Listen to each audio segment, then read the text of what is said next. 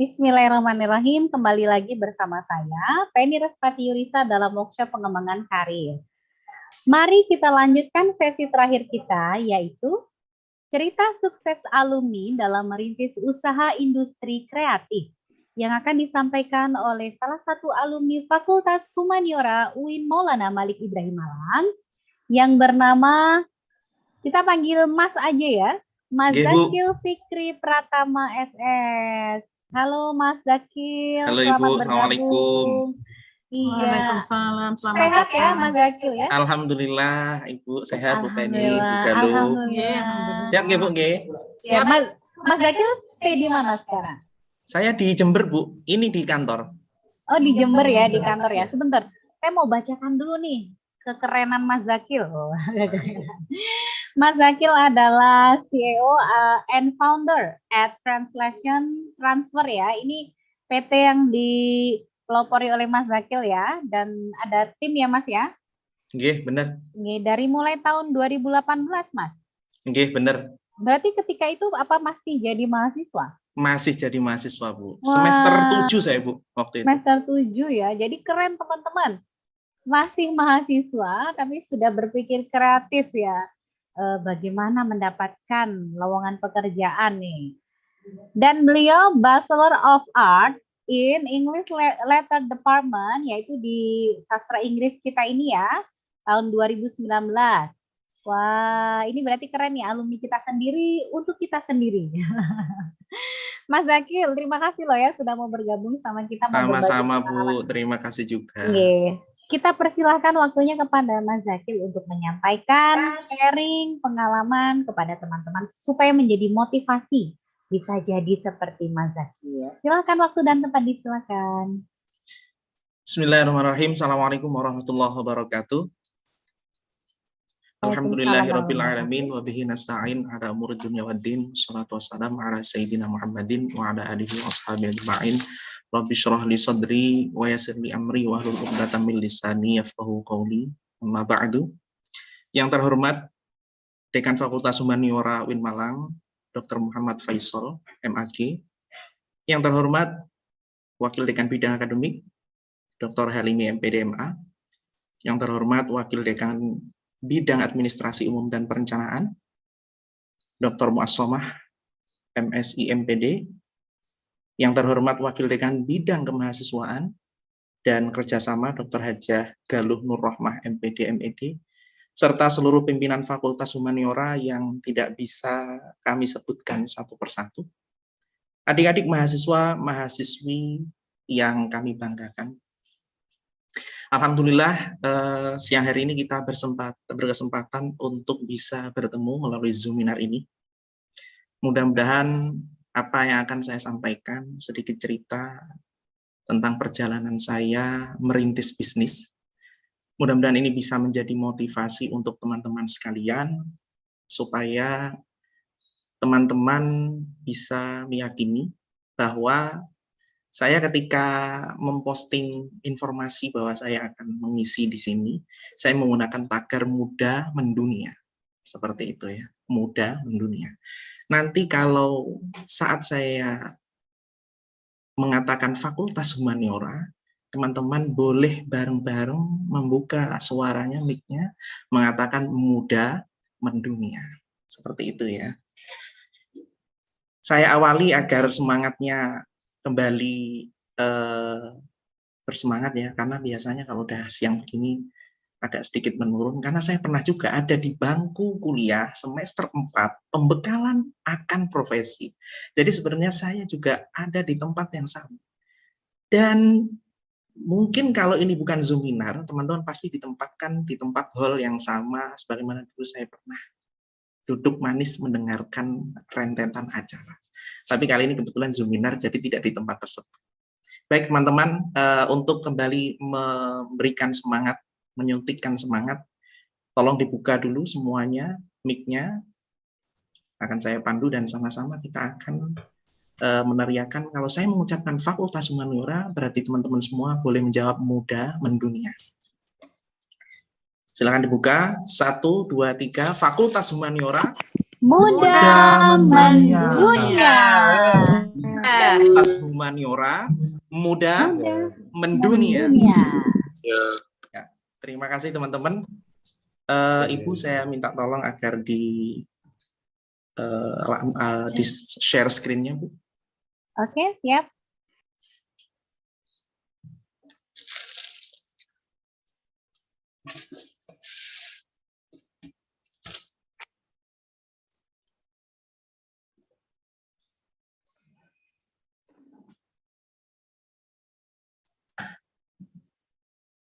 Sekedap ya, Mas Zakil. Oke, Bu.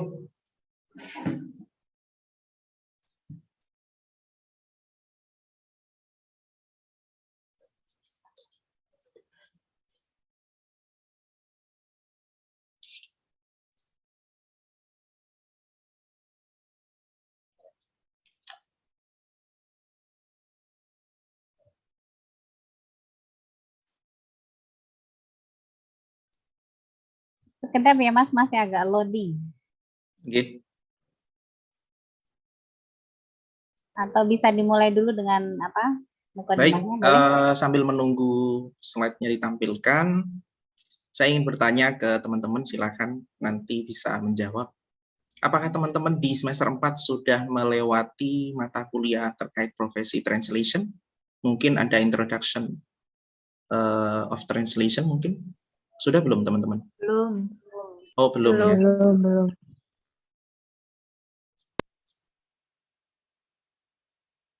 Baik, slide-nya sudah tampilkan.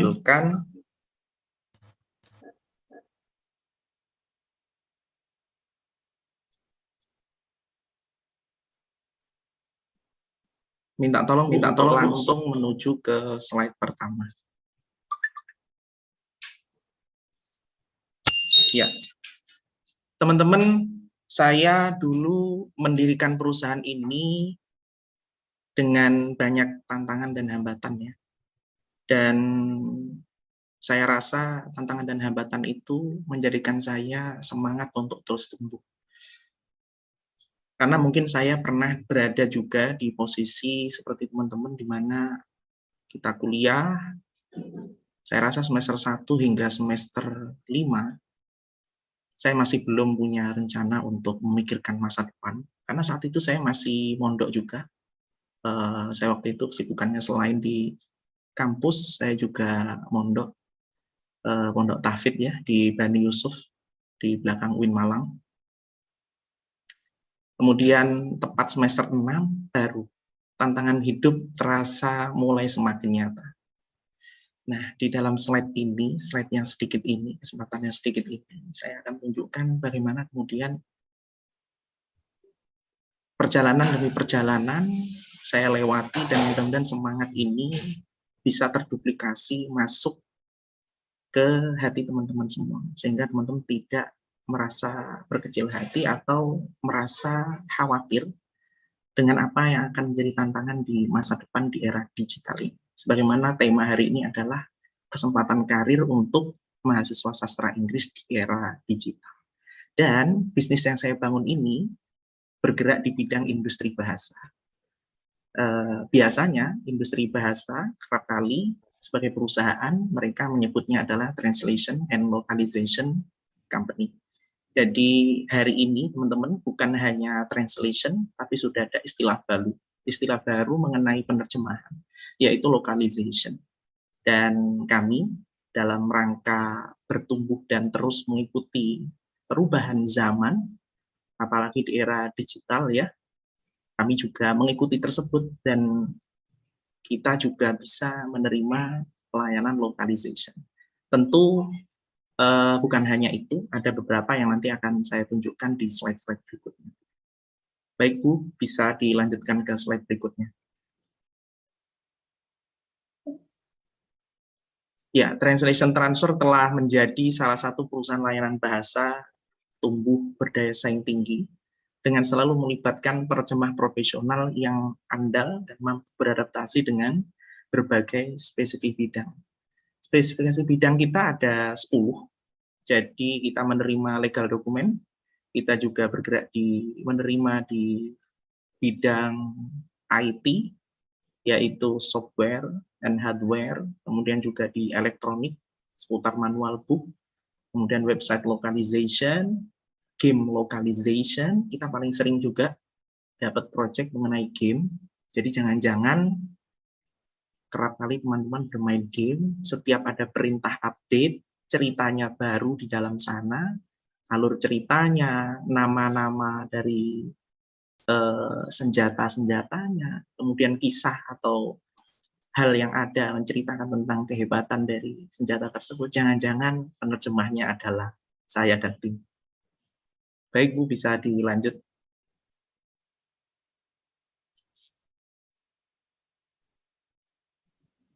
Bisa diklik bagian kilas balik 2018.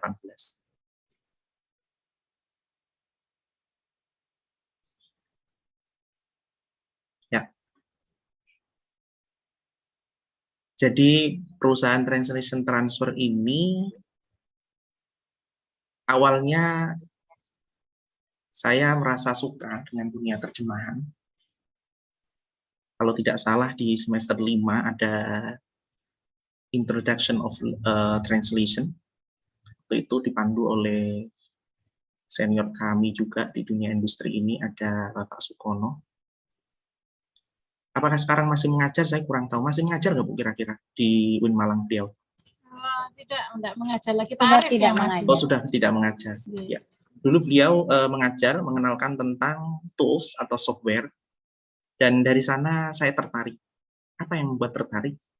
Selama ini di benak kita, translation itu saya ya dulu ketika di 4,5 tahun yang lalu, yang saya tahu dengan keadaan informasi yang sangat terbatas dari saya kira translation hanya seputar menerjemahkan jurnal dan abstrak, dan tarifnya hanya 20.000 sampai 50.000.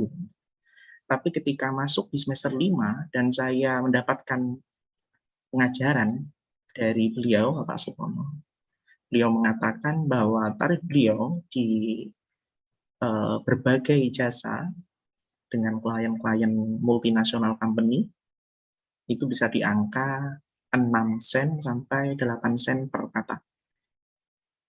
Sen di sini untuk USD currency, jadi mata uang dolar Amerika. Itu kalau dirupiahkan mungkin 6 sen itu bisa di angka 800 sampai 850 rupiah teman-teman per kata. Jadi kalau per halaman, yang mana per halaman itu kurang lebih sekitar 300-an kata, bisa jadi sekitar 150.000 sampai 230.000 sekian per halaman. Dan sifatnya kalau sudah masuk di ranah luar negeri seperti itu, biasanya proyeknya borongan. Jadi tidak ada proyek satuan dari individu, karena company biasanya pasti borongan. Seperti itu. Saya ketika semester 6, bermula dari semester 6, setelah saya merasa suka di semester 5, ketika masuk semester 6, waktu itu saya ingat betul ada mata kuliah introduction, ada mata kuliah translation and technology.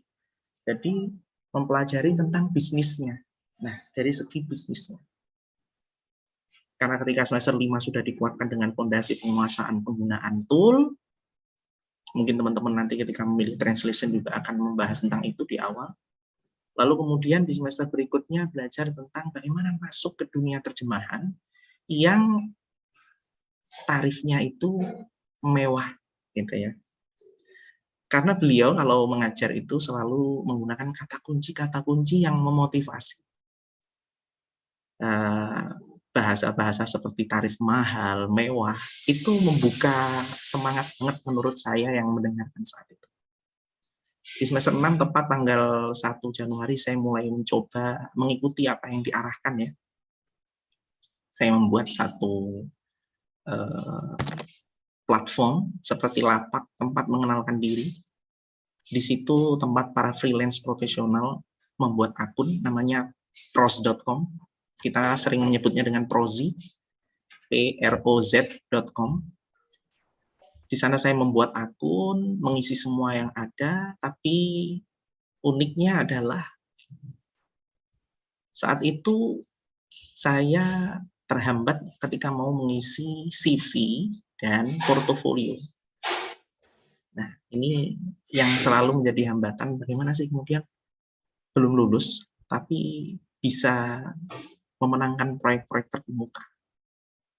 Karena kebetulan memang yang saya jalani berdasarkan yang sudah saya lalui ini,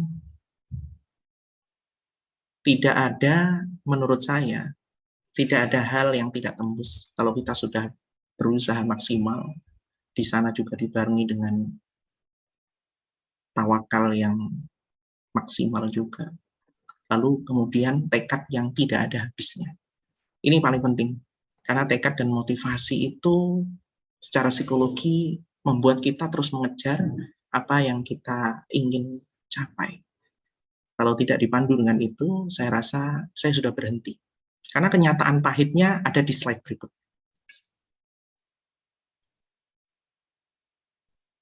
Nah, ini alasan berbisnis. Awalnya saya memang ketika 1 Januari saya mulai mencoba membuat platform, kemudian kita mulai merancang CV, mencoba mengisi portofolio dengan apa adanya. Motivasi yang paling kuat dari saya adalah karena ada 3 hambatan ini. Ekonomi keluarga sedang tidak baik. Kemudian ayah saya kebetulan saat itu mulai kurang sehat, kesehatannya menurun, dan biaya pendidikan mulai terhambat. Kondisi saya saat itu anak satu-satunya, dan namanya kepala keluarga kalau sedang tidak kesehatan sedang menurun, apalagi ibu saya adalah ibu rumah tangga, menjadikan keseimbangan keuangan dalam keluarga menjadi tidak stabil. Di situ yang menyebabkan saya kemudian bergerak untuk mau membuat satu milestone pencapaian dalam hidup, beberapa hal yang ingin saya sendiri ingin memecahkan. Karena ketika saya punya keinginan untuk mendirikan perusahaan ini, berbagai pendapat kadang hampir saja mempengaruhi semangat saya. Seperti ungkapan, kalau belum lulus, itu nggak bisa bikin perusahaan. Kalau pengalaman masih rendah, tidak ada portofolio, tidak akan mungkin mendapatkan proyek yang elit, kemudian bertarif mewah, dan beberapa ungkapan lain. Itu sempat saya rasakan. Baik, ke slide berikutnya. Nah, yang saya lakukan secara konsisten sambil menguatkan diri sendiri supaya menghindari dari rasa percaya diri yang menurun, yang saya lakukan adalah melakukan konsistensi menawar proyek dalam pros.com yang tampilannya waktu itu belum ada itu yang namanya review dari klien internasional, belum ada. Belum ada ungkapan puas dari klien. Karena testimonials dalam bisnis itu penting sekali. Itu belum ada. Tetapi 3-4 proyek setidaknya saya lakukan. Mulai dari Januari hingga Agustus. Bisa kebayang ya teman-teman. Kondisi saya saat itu sudah mulai tahu bahwa kondisi keuangan keluarga sudah mulai menurun, kesehatan orang tua menurun. Saya waktu itu langsung pamit dengan guru saya, kiai saya untuk membantu menjadi istilahnya pemecah dari masalah yang ada di dalam keluarga. Saya itu bertekad, saya bisa. Apapun yang terjadi di depan hari, saya akan mampu memikulnya. Karena memang setelah melewatinya, saya rasa memang tidak ada hal atau cobaan yang diuangkan. La tukallifullahu nafsan illa usaha. Saya kan lulusan UIN ya, jadi ulul albabnya masih sangat terus menjadi prinsip. Ya, jadi nggak akan mungkin cobaan itu diberikan, melainkan memang kita mampu untuk memikulnya. 3-4 proyek saya jalankan secara konsisten. 1 bulan, 2 bulan, 3 bulan, 4 bulan. Nggak ada hasil. Ya, keren. Tapi saya di luar terus mengungkapkan kalau ada saudara, terutama saudara, orang terdekat itu terkadang unik, mengeluarkan pertanyaan-pertanyaan yang menguji kita, gitu ya. Karena anak semester 7 ini mendekati lulus, akan ngapain? Ya biasa normalnya di Indonesia ya. Ngapain, kemudian kira-kira sudah ada rencana mau kerja atau di mana, seperti itu. Nah, itu mempengaruhi. Karena ketika saya tepat 4 bulan ya, berarti bulan April 2018, kosong, nggak ada pemenangan proyek sama sekali, saya malah disempurnakan cobaan saya.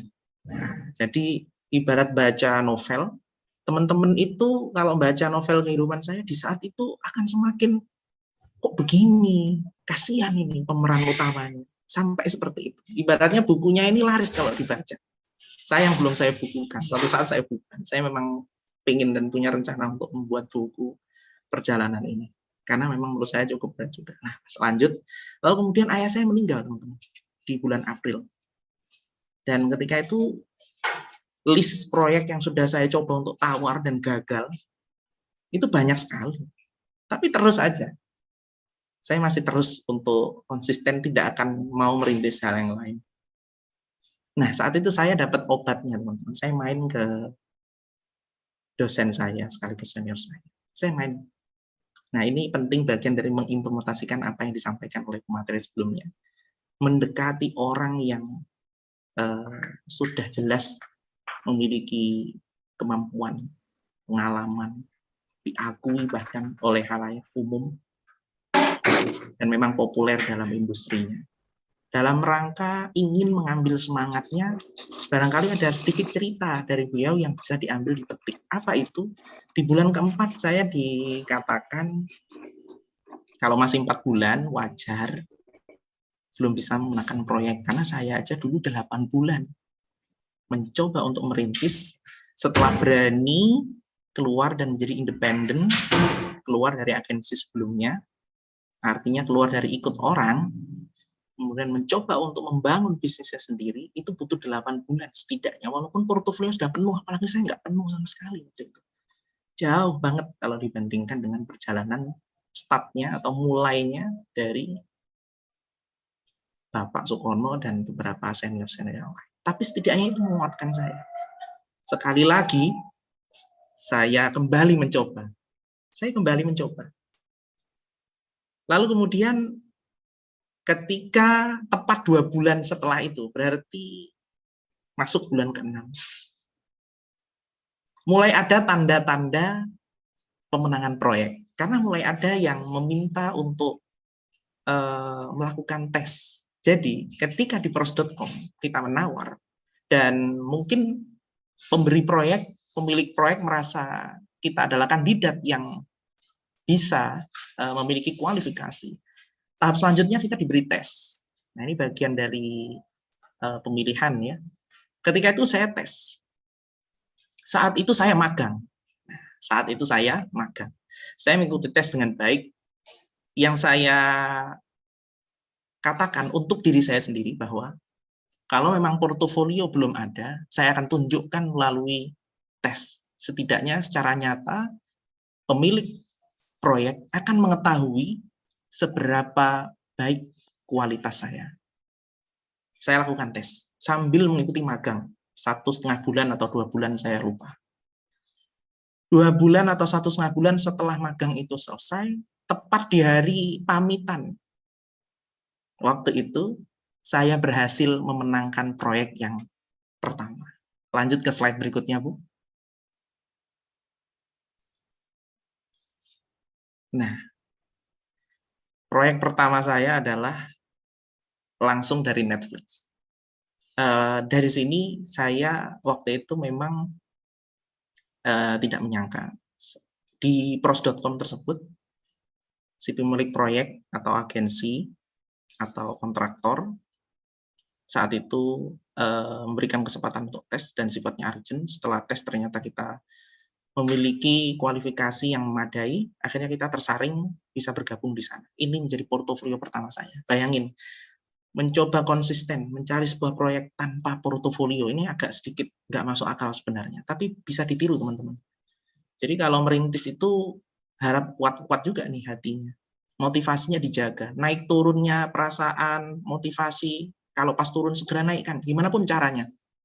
Dekati orang-orang yang menurut teman-teman bisa mengakses ke sana. Kalaupun nggak bisa, coba lakukan kemampuan komunikasi yang terbaik. Saya rasa diplomasi itu salah satu seni yang cukup hebat. Kita mencoba untuk membuat satu jaring ya, mengenalkan diri dengan keseriusan, bahwa kita nanti setelah itu bisa mendapatkan banyak hal-hal sepele kalau yang dikeluarkan dari seorang pakar itu tidak sepele, teman-teman. Itu informasi yang penting sekali. Saya sering menggarisbawahi hal-hal kecil, lalu saya implementasikan dengan sangat serius tanpa harus berganti ke poin-poin berikutnya, seperti itu. Nah, di sini ini nggak kebayang ya, saya semester 7 saya mulai bikin proposal. Waktu itu saya masih sendiri. Saya belum punya nama perusahaan karena memang saya belum tahu ke depan mau seperti apa. Bukan rahasia pribadi lagi, ini sudah menjadi rahasia umum bahwa merintis bisnis itu seringkali ada hal-hal yang tidak terduga. Saya waktu itu mencoba mencari tahu, karena begini, sejatinya kita tidak tahu akan menjadi apa, tapi cara terbaik kita sebagai seorang muslim adalah mencoba dari satu demi satu. Ketika mencoba bisnis ternyata berjalan, dengan diukur juga tentunya, lamanya berjalan seperti apa, awetkah atau tidak, ternyata kalau memang awet, berarti jalan kita memang di sana. Silakan menjadi master pada profesi tersebut. Saya dulu mengujinya seperti itu. Karena ketika bulan ke-6 saya pernah mengatakan pada diri saya, kalau seandainya 2 bulan lagi, sebagaimana cerita yang disampaikan tadi, karena mencontoh dari perjalanan senior kami, 8 bulan itu bisa menghasilkan setelah itu. Saya akan meninggalkan profesi ini. Karena kan udah cukup usahanya, seperti itu. Dan ternyata malah menghasilkan, teman-teman. Jadi waktu itu saya menerjemahkan kurang lebih 20 episode, 1 season.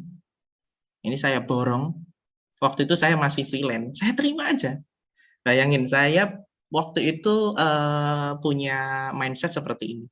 Seluruh proyek, mampu atau tidak mampu, overload atau tidak overload, walaupun sampai keluar dari kapasitas kita, karena kan nggak mungkin ya, 1000 menit, 15 hari sampai 30 hari kerja sendirian. Nggak mungkin memang, tapi saya terima. Saya memang menyukai tantangan. Ternyata benar, setelah 1 minggu mengerjakan, saya mulai tahu ini tidak mungkin selesai dalam 30 hari. Seketika saya langsung melakukan perekrutan. Nah ini, awal mula saya mulai menyukai bisnis. Walaupun dengan apa adanya, waktu itu belum ada logo, belum ada website. Kita belum ketemu model bisnisnya seperti apa, kita belum menjajaki bagaimana cara mencari klien selanjutnya.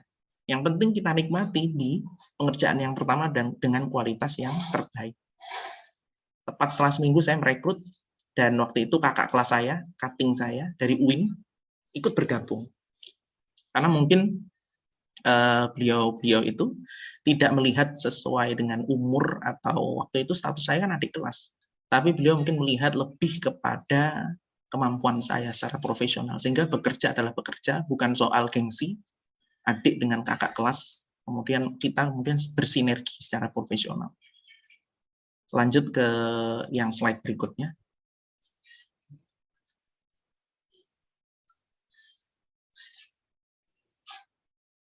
Jadi dengan bantuan 3 penerjemah, ya, akhirnya nilai produksi, kapasitas produksi waktu itu tertolong.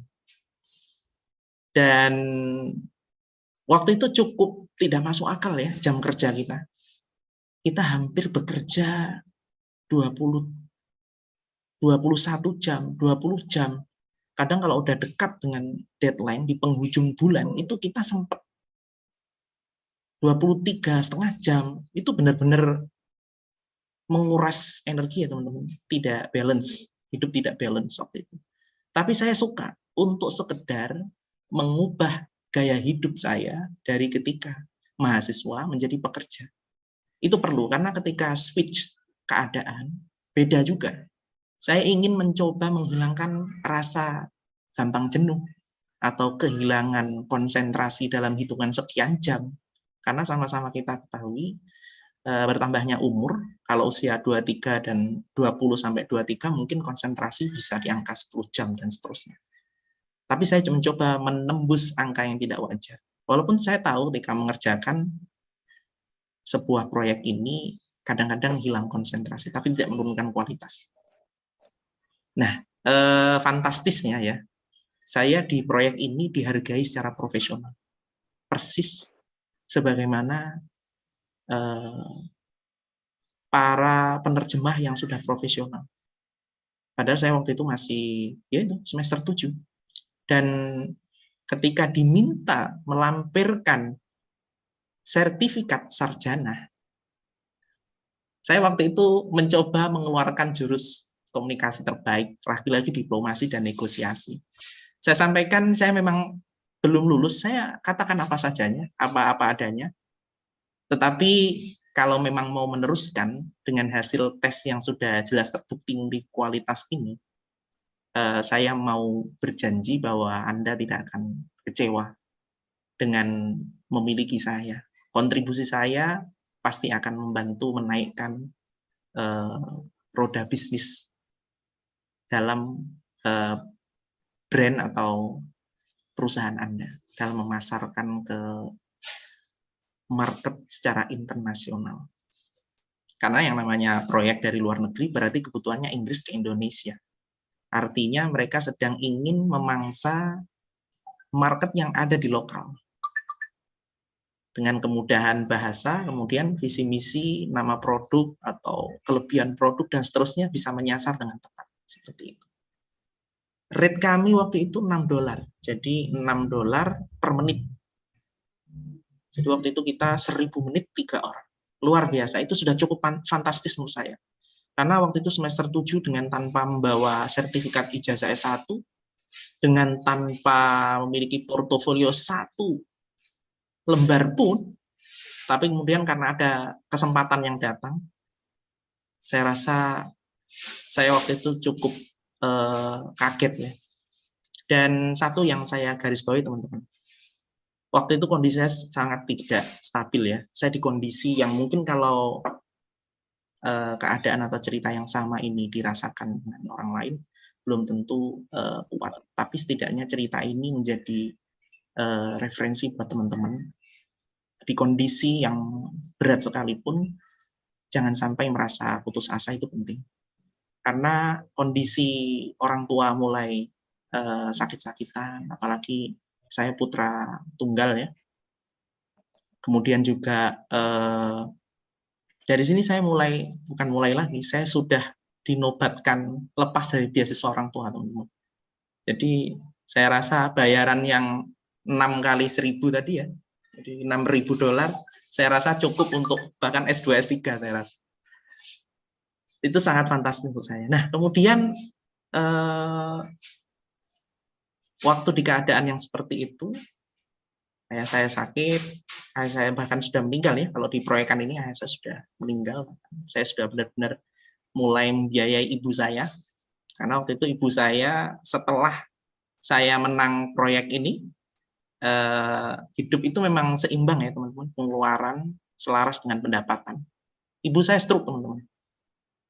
Nah, masih belum selesai. Jadi perjuangannya masih belum selesai. Ibu saya stroke, saya terima dengan baik. Tapi setiap kali saya berhasil embrace the storm, saya memeluk badai yang ada, saya benar-benar menyatakan bahwa ini harus saya hadapi, saya tidak boleh takut. Itu malah menaikkan karir saya. Saya mendapatkan klien yang lebih hebat lagi, dengan jangka waktu yang sudah tidak ada lagi yang namanya putus. Waktu itu saya sudah di kondisi proyeknya sudah panjang sekali, dan setelah itu kemudian kita bisa merekrut dengan jumlah yang sangat banyak. Lanjut ke slide berikutnya.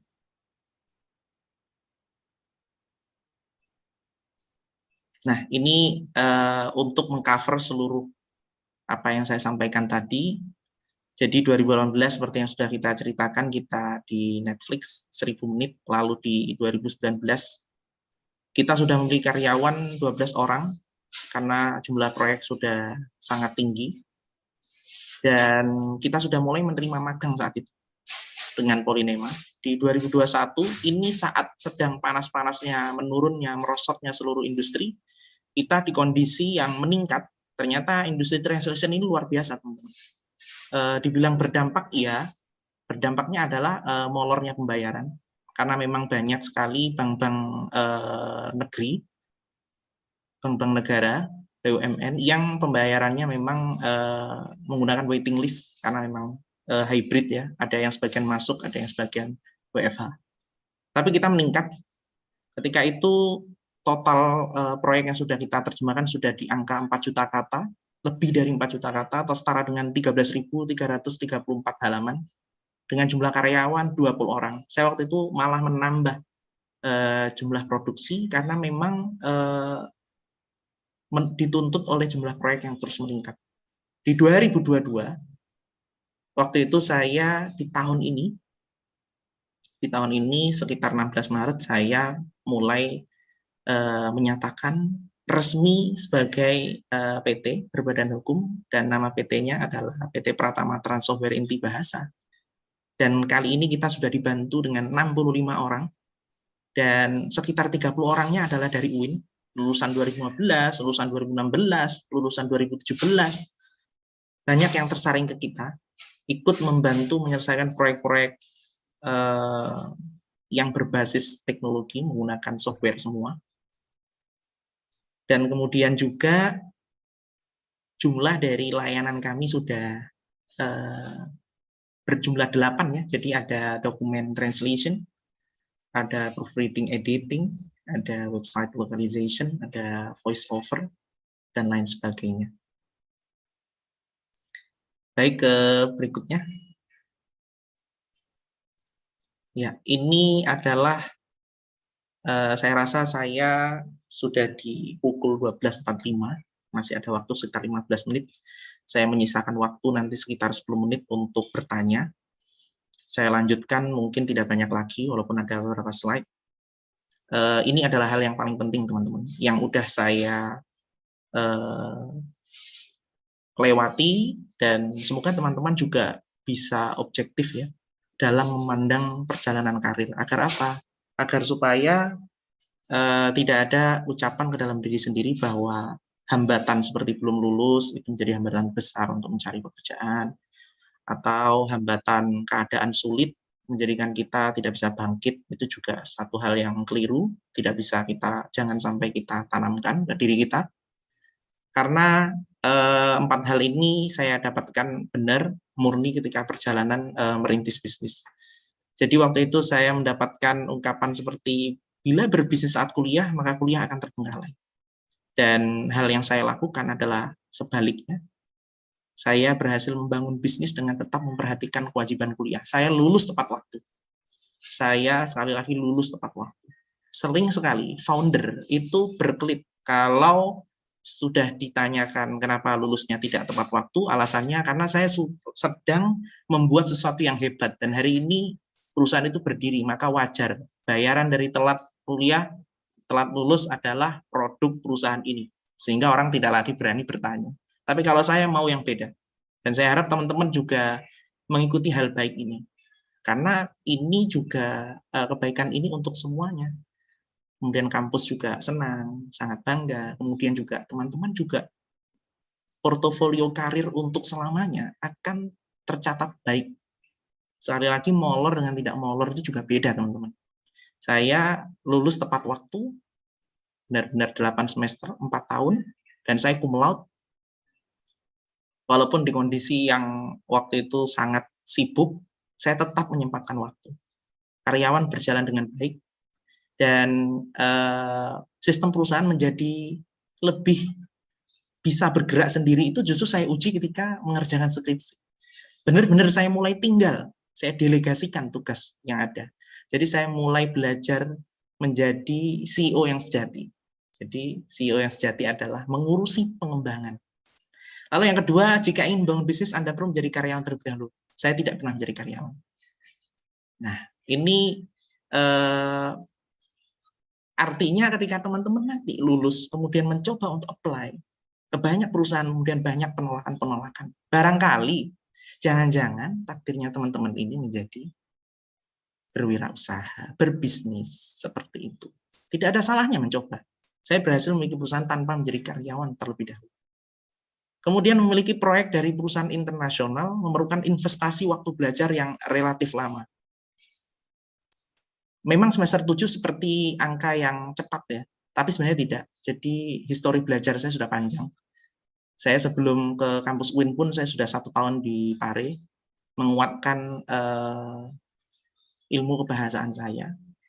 Lalu disempurnakan lagi di UIN, dan semester 7 pecah telur, kita memenangkan proyek real project seperti itu. Dan terakhir memiliki perusahaan di umur 20 tahun itu mustahil. Ini waktu saya mau switch menjadi company. Jadi ketika ada proyek yang banyak, saya mulai mau ubah menjadi company, saya rekrut banyak orang, ada ucapan seperti ini sempat mengkhawatirkan. Jadi saya sempat memikirkan, oh ya gimana ya nanti setelah ini? Kalau seandainya banyak orang yang terlibat, pengelolaannya, cara penggajiannya, aturan perusahaan seperti apa, peraturan Kementerian Ketenagakerjaan itu seperti apa, wajib harus punya BPJS atau tidak, ini dulu sempat saya pikirkan, tapi ternyata saya memilih untuk mau belajar semua itu. Kompleks memang iya. Kompleks tentu, karena mengurusi legalitas saja kadang menghabiskan waktu berbulan-bulan. Membuka rekening perusahaan, mengurusi payroll, memiliki pembayaran yang otomatis, dan seterusnya. Mengetahui sanksi-sanksi kalau perusahaan atau karyawan tidak memenuhi KPI, kualitas kerja harian. Seperti itu hal yang cukup rumit, tapi kita jalani. Kalau memang teman-teman memiliki passion dalam berbisnis, saya harap totalitas, karena ketika tidak totalitas, tidak sampai di tahap memiliki badan hukum yang jelas, usia perusahaan kadang-kadang tidak bisa lebih lama dari yang memang benar-benar dengan memiliki planning atau rencana yang jelas. Seperti itu. Di awal boleh dengan apa adanya, tapi terus menuju ke depan harus melakukan perbaikan. Baik, saya rasa sudah di pukul 12.50. Saya ingin memberikan kesempatan juga untuk teman-teman bisa bertanya di sesi ini. Baiklah, terima kasih Mas Zakil Fitri Pratama ya atas penyampaian materi yang sangat menarik teman-teman. Tadi Mas Zakil sudah menyampaikan, sudah sharing, dan bisa dijadikan motivasi untuk teman-teman sekalian. Baiklah, selanjutnya adalah waktunya sesi tanya jawab. Mungkin ada pertanyaan dari peserta, silakan ketik di kolom chat. Jangan lupa untuk menggunakan format bertanya ya, yaitu prodi_nama lengkap. Terima kasih. Silakan, kami tunggu pertanyaan dari teman-teman sekalian. Silakan teman-teman untuk bertanya. Kita lihat di kolom chat, bisa langsung ya. Oh iya, belum ada pertanyaan. Jadi dulu semua dosen yang di sini tahu saya adalah murid-murid beliau semua. Saya pernah diajar oleh Ibu Penny ya Bu ya. Ibu masih ingat saya kan Bu ya? Ingat Mas Zakil, yang pintar ngaji ya. Dulu saya ini ya teman-teman banyak apa ya? Karena dulu saya skillnya di Kori ya. Jadi kalau ada kegiatan-kegiatan seminar itu saya biasanya diminta. Ya betul, dimintai tolong untuk ngaji. Oh ini ada pertanyaan nih Mas Zakil. Dari Mbak Nur Anissa Fitriana, sastra Inggris, bagaimana caranya membangkitkan semangat kembali atau memotivasi diri kita sendiri di saat kita sudah mengalami kegagalan? Silakan.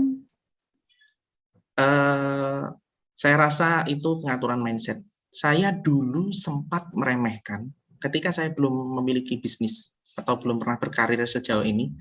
Ketika melihat motivator membahas tentang mindset, saya dulu meremehkan. Mindset mah mudah. Karena memang belum menghadapi masalah. Tapi kalau menghadapi masalah, saran saya kalau ketika diri sendiri belum bisa bangkit atau kita membangkitkan semangat dengan memasukkan hal-hal positif ke diri kita melalui membaca, mendengarkan apa saja. Cari tempat. Kalau saya sendiri dengan waktu itu sempat saya aktif di beberapa pengajian kitab ya, karena saya dari pondok pesantren. Jadi saya waktu itu untuk mengisi waktu karena memang keadaan masih rumit sekali waktu itu, saya perlu memastikan bahwa keadaan yang sedang sulit itu bukan berarti kita habis di waktu itu, tidak, kegagalan contohnya. Justru awal dari kebangkitan. Saya rasa seperti itu. Karena memang kegagalan itu menyakitkan, tapi saya rasa ketika mau mencoba satu kali lagi, jangan-jangan yang kita coba di yang kedua kali ini adalah lompatan yang benar-benar kita bisa capai. Tidak ada lagi kegagalan yang serupa. Kita belajar dari hal sebelumnya. Saya rasa seperti itu. Terima kasih Mas Zakil atas jawabannya. Ini ada lagi pertanyaan. Banyak banget Mas. Kayaknya ini nggak cukup nih. Tapi pertanyaan yang selanjutnya ini dari Lukman Farid sama, intinya dengan yang atas motivasinya apa. Nah ini ada pertanyaan dari Rizka.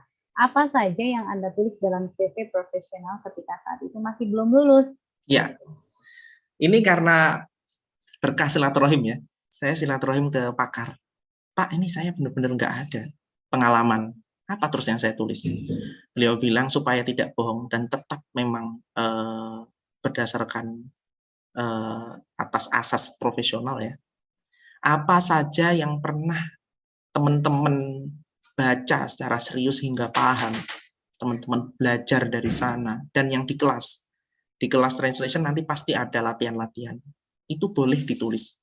Dan ketika mentor kita atau guru kita atau dosen kita nanti di kelas profesional, kalau dulu saya itu, ini ucapan dari beliau yang waktu itu mengajar, teman-teman yang saya tahu betul kualitasnya, yang saya tahu betul memang bakat banget di translation, punya kualifikasi standar yang tinggi, walaupun belum punya portofolio, nanti bisa saya beri testimonial profesional. Seandainya sedang membidding sebuah project dan berhasil, tapi kemudian pemilik proyek masih harus melakukan verifikasi apakah orang ini profesional, cantumkan email saya.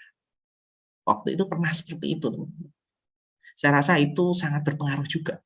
Dan saya nggak tahu ya kalau teman-teman yang lain, tapi yang saya tahu saya paling agresif untuk terus mendekati, belajar, baik di kelas atau langsung menuju ke rumah juga. Seperti itu. Saya belajar sampai seperti itu. Karena hasilnya ternyata berbeda juga. Banyak kisah-kisah yang membangkitkan. Banyak kisah-kisah yang menjadi nyata. Langkah-langkah kecil, saya catat, saya lakukan, ternyata benar-benar works, saya rasa. Oke, intinya tidak hanya menunggu bola ya, tapi menjemput bola.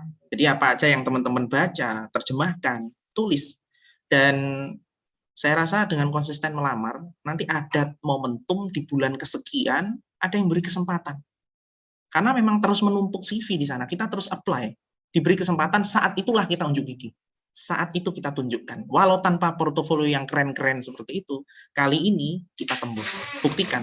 Karena saya berani jamin, saya waktu awal di karir translation, saya punya bekal bahasa Inggris yang cukup kuat.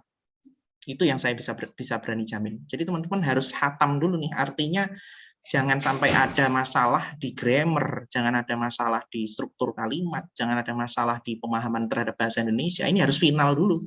Kalau ini sudah final, portofolio urusan gampang. Nanti ketika tes kita tunjukkan kalau kita cocok mendapatkan proyek tersebut. Oke, terima kasih Mas Zakil. Ini ada pertanyaan lainnya, ini tentang motivasi ya Kang. Ini pertanyaan dari Miftahul Hidayah. Untuk menjadi translator, apa harus mengantongi sertifikat yang dikeluarkan oleh HPI, Himpunan Penerjemah Indonesia atau lembaga sejenisnya, Mas? Ya, saya menjadi HPI ketika sudah setahun memiliki proyek yang cukup banyak. Kenapa begitu? Karena gini, kita tidak bisa menjadi anggota HPI penuh. Yang istimewa adalah menjadi anggota penuh karena memiliki syarat-syarat tertentu.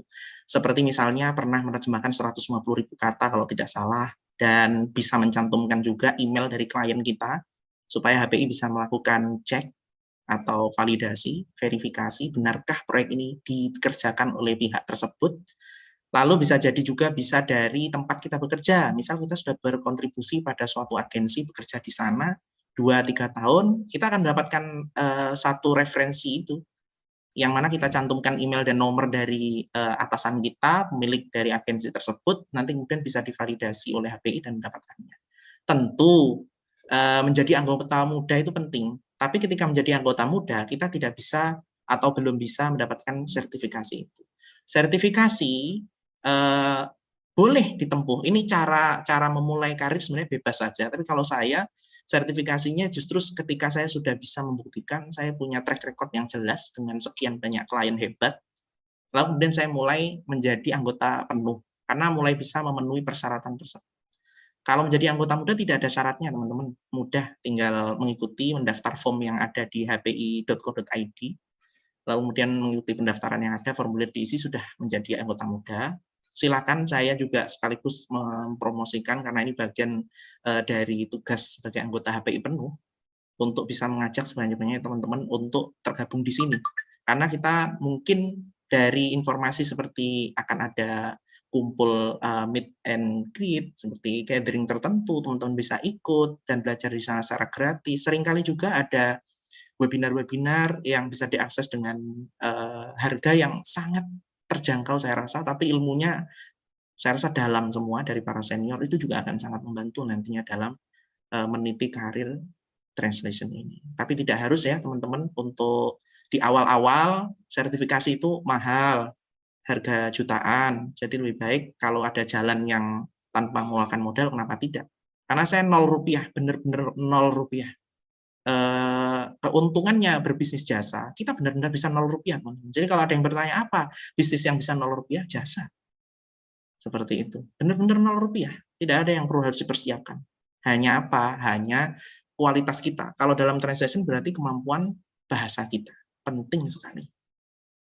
Oke, terima kasih Mas Zaki. Itu tadi juga jawabannya menjawab pertanyaan dari setelahnya itu, apakah berapa uang yang dikeluarkan atau dan lain sebagainya. Tadi 0 rupiah ya Mas Zaki ya. 0 rupiah. Iya, alhamdulillahirabbil alamin. Dengan berakhirnya sesi tanya jawab kita pada siang hari ini ya. Berarti usai juga ya pertemuan kita dengan Pak Zakil pada siang hari ini. Pak apa Mas ya? Mas aja ya. Mas aja Bu, masih muda. Iya, Mas Zakil masih muda ya. Sudah berkeluarga ya Mas Zakil ya? Sudah Bu, sudah. Saya menikah tahun lalu. Oh, tahun lalu. Semoga segera dikaruniai. Amin. Amin, Sudah? amin, amin. Sudah amin. Belum ya? Belum Bu. Ya. Oke, Mas Zakil, terima kasih sudah sharing bersama teman-teman bahasa dan sastra Arab dan teman-teman sastra Inggris di Fakultas Alma Mater ya. Semoga menjadi amal jariah untuk Mas Zakil dan kita doakan bersama perusahaannya, PT-nya, usahanya semakin maju dan semakin bermanfaat untuk orang banyak. Amin ya Rabbal Alamin. Amin, amin, amin. Terima kasih Mas Zakil sudah bergabung bersama kita. Sekali lagi kami mohon maaf apabila ada beberapa kesalahan dan hilaf ya Mas Zakil ya. Sama-sama Bu, sama-sama. Atau merasa tidak nyaman. Terima kasih. Baiklah teman-teman semuanya. Kita lanjut kepada tema selanjutnya, yaitu kami akan menginformasikan tentang lomba bisnis plan sebagai kelanjutan dari workshop ini ya. Peserta diharapkan untuk segera menyusun proposal bisnis plan secara kelompok yang terdiri atas 2 atau 3 orang dengan deadline hari Senin 13 Juni 2022. Ini berarti 10 hari lagi dari sekarang. Ingat, 10 hari lagi dari sekarang. Ini juga akan, saya juga mengingatkan teman-teman jangan lupa untuk mengisi form evaluasi ya di kolom chat ya Bu ya. Baiklah, setelah itu panitia akan menyeleksi dan mengumumkan pemenang lomba pada tanggal 17 Juni insya Allah melalui website dan nomor pemenang yang tertera pada Google Form pengumpulan proposal. Info lebih lanjut bisa menghubungi Miss Wida, WHIDA, dengan nomor telepon 085731335393. Ini langsung saya panggilkan Bu Widanya ya, dan akan menyampaikan sesuatu. Mungkin silakan Miss Wida. Ya, terima kasih Bu Penny. Apakah suara saya cukup jelas? Jelas sekali. Oke, baik. Untuk teman-teman bisnis proposalnya udah sampai mana nih? Kebetulan saya baru aja share untuk template bisnis plan yang bisa digunakan teman-teman ya. Bisa di-download di kolom chat. Bisa ada ya. Kemudian kalau ada yang mau ditanyakan dari PowerPoint tersebut atau mungkin ketentuan lomba atau tetek bengeknya tentang proposal, teman-teman bisa langsung aja kontak saya di nomor tertera tadi ya. Sudah pada hafal pasti nomor saya. Oke. Untuk informasinya tadi udah cukup jelas disampaikan oleh Bu Penny. Saya hanya membagikan template di PowerPoint tadi di kolom chat dan sekedar mengingatkan untuk mengisi presensi dan link evaluasi juga. Nah, selanjutnya Ibu moderator, saya minta izin untuk mengundi penanya-penanya yang beruntung. Silahkan. Wah, ini yang kita tunggu-tunggu nih. Oke, saya sebelum mengundi, saya izin share screen dulu. Mana ininya share screen? Oke. Siapakah dia yang beruntung? Ya.